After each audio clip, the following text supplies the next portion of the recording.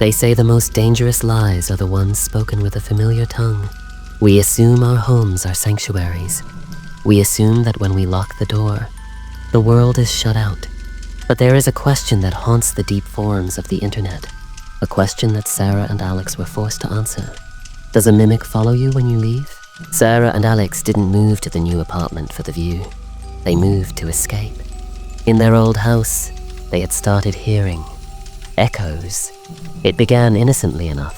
Alex would hear Sarah calling him from the kitchen when she was fast asleep in bed. Sarah would hear Alex whispering her name from the attic when he was at work.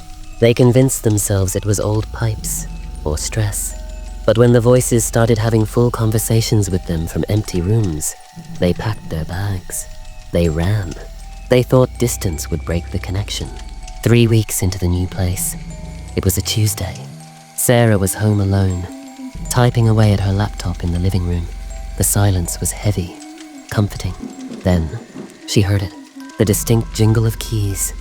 The front door opened and slammed shut. Heavy boots stomped down the hallway. "Babe, you home?"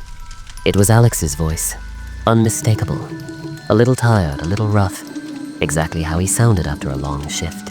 "In here," Sarah called back, not looking up from her screen. "You're home early." "Yeah, forgot my wallet," the voice replied.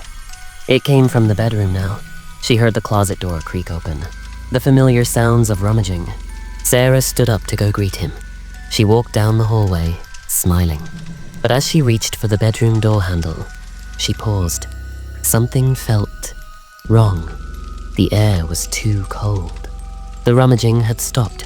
It was dead silent on the other side of the wood. "Alex," she said, her hand hovering over the knob. "Come inside, Sarah," the voice replied. It was Alex's voice, but the pitch was flat, monotone, like a recording played at the wrong speed. And then, her phone buzzed in her pocket.